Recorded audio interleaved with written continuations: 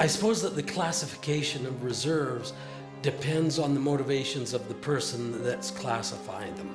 Sort of keep people guessing in a way, keep them off balance. Most numbers that you will see around the world that lead to these numbers that we were talking about include proven plus probable, and sometimes even possible. In fact, the public data is extremely misleading and misunderstood. OPEC exaggerated how much oil it's got left for all sorts of political reasons.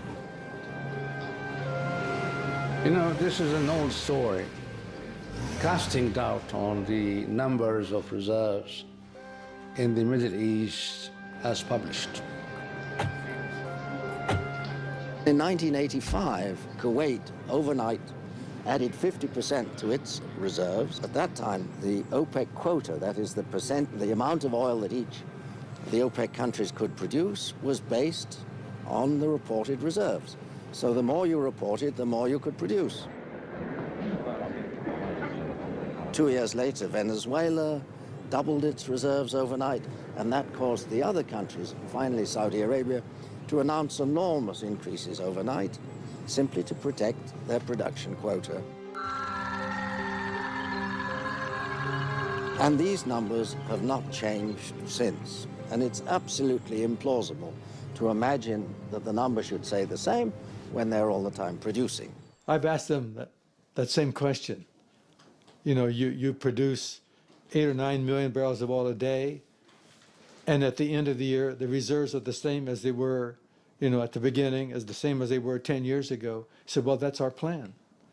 That's our plan. You know, we produce this oil, and then we prove up reserves to offset the oil that we've produced during the year. So at the beginning of the next year, our reserves are exactly what they were, you know, the year before. Well, whether you believe that or not, I don't know, but that's what they say. That's what they say. Their plan. That's the way it works. OPEC countries do not care about what might happen from now, 20 years from now, or 30 years, or 40 years from now. They care about what they get now, today. Because these are politicians, they want more money to spend, rationally or irrationally, whatever it is, but they have budgets, and they became prisoners of their budget.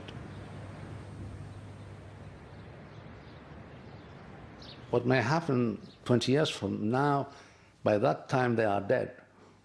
They don't care.